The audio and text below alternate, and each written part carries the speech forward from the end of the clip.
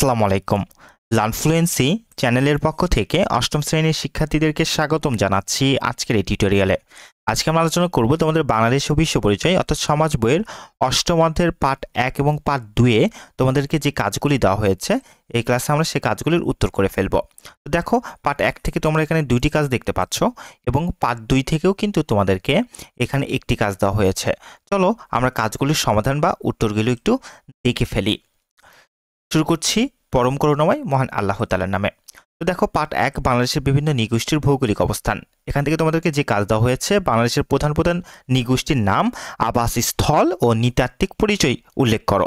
তো দেখো, এখানে আমরা নৃগোষ্ঠীর নামগুলি উল্লেখ করব এই লাইনগুলোতে।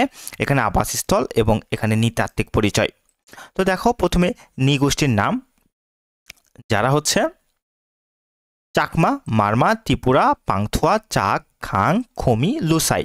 এদের অবস্থান আবাসস্থল হচ্ছে রাঙ্গামাটি, বান্দরবন বা খাগড়াছড়িতে। এদের নৃতাত্ত্বিক পরিচয় হচ্ছে মুখমণ্ডল গোলাকার, নাক কম বেশি চ্যাপ্টা, চুল সোজা এবং কালো, চোখের মনির রং ও কালো, গায়ের রং ঈশ্বর হলদেটে। আচ্ছা, এরপর দেখো গারো, হাজং, কোচ, খাসিয়া। এদের আবাসস্থল হচ্ছে ময়মনসিংহ বা সিলেটে। এদের নৃতাত্ত্বিক পরিচয় বলতে এদের দেখতে শুনতে কেমন সেটা আর কি। তো দেখো, এরা দেখতে শুনতে মুখমণ্ডল গোলাকার, নাকের গড়ন প্রায় চ্যাপ্টা, চোখ ছোট আকারের। এবার দেখো সাঁওতাল, অরাও, মাহলি, মুরা, মাল, পাহাড়ি, মালো।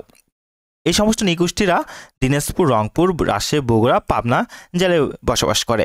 এদের নৃতাত্ত্বিক পরিচয় কেমন দেখো, দেহের রং কালো, উচ্চতা মাঝারি ধরনের এবং চুলগুলো কালো ও ঈশ্বর ঢেউ খেলানো। এরপর দেখো মণিপুরি বা রাখাইন এসব নৃগোষ্ঠীর আবাসস্থল হচ্ছে কক্সবাজার, পটুয়াখালী, বরগুনা। এদের নৃতাত্ত্বিক পরিচয় হচ্ছে গায়ের রং ফর্সা, চোখ ছোট, নাক অনেকটা চ্যাপ্টা, মুখমণ্ডল গোলাকার। এরপর তোমাদেরকে 2 নম্বর যে কাজটি দেওয়া হয়েছে, বলা হচ্ছে যে বাংলাদেশের মানচিত্র অঙ্কন করো, করে প্রধান প্রধান নৃগোষ্ঠীর ভৌগোলিক অবস্থান শনাক্ত করো।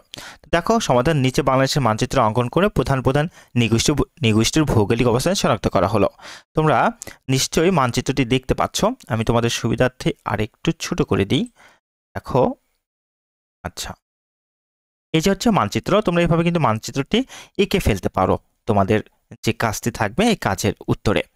আচ্ছা, তো দেখো এখান থেকে এরপরে প্রশ্নটি রয়েছে, মানচিত্রটা তোমরা পুরোটা একটু ভালো করে খেয়াল করবে এখানে। আচ্ছা, এরপর তোমাদের পার্ট 2 থেকে যে প্রশ্নটি দিয়েছে তোমাদেরকে, যে কাজটি দিয়েছে পার্ট 2 থেকে তোমাদেরকে এখানে বলা হচ্ছে যে কাজে যে চাকমাদের সামাজিক, অর্থনৈতিক, সাংস্কৃতিক ও ধর্মীয় জীবনের প্রধান বৈশিষ্ট্যগুলো উল্লেখ করো। সমাধান, চাকমাদের সামাজিক, অর্থনৈতিক, সাংস্কৃতিক ও ধর্মীয় জীবনের প্রধান বৈশিষ্ট্যগুলো নিচে উল্লেখ করা হলো। এটা হচ্ছে জীবন ব্যবস্থা, এটা হচ্ছে বৈশিষ্ট্য। তো দেখো, সামাজিক জীবন ব্যবস্থায় এদের কি কি বৈশিষ্ট্য আমরা দেখতে পারি। বৈশিষ্ট্যগুলো হচ্ছে চাকমা রাজা বংশ পরম্পরায় চাকমা সার্কেলের প্রধান হন। চাকমা সার্কেল মৌজা, আদাম ও পরিবারের বিভক্ত।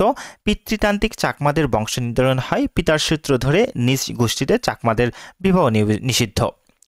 অর্থনৈতিক ব্যবস্থায় এদের বৈশিষ্ট্য দেখো, চাকমাদের প্রধান জীবিকা হলো কৃষিকাজ। জুম পদ্ধতিতে অভ্যস্ত থাকলেও বর্তমানে তারা কৃষিতে অভ্যস্ত। কৃষিকাজে নারী পুরুষ সবাই অংশ নেয়। এছাড়া শিকার, মাছ ধরা, মোরগ মুরগি পালন, শূকর পালন করেও জীবিকা নির্বাহ করে। এরপরে সাংস্কৃতিক জীবন ব্যবস্থায় এদের বৈশিষ্ট্যগুলো দেখো, চাকমারা মাচাং পদ্ধতিতে ঘর তৈরি করে।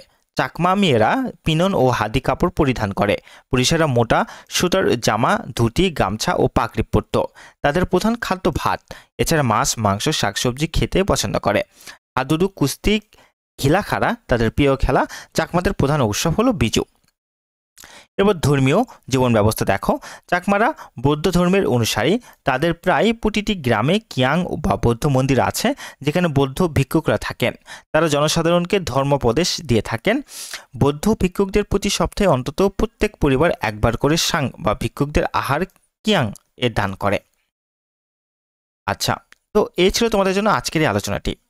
ভিডিওটি ভালো লেগে থাকলে লাইক দেবে এবং অবশ্যই লার্নফ্লুয়েন্সি চ্যানেলটিকে সাবস্ক্রাইব করবে। এর পরের ক্লাসগুলোতে আমরা এর পরের যে পার্ট থাকবে, পার্টগুলো থেকে যে কাজ তোমাদেরকে দেওয়া হয়েছে সেই কাজগুলির উত্তর করে দেবো ইনশাল্লাহ।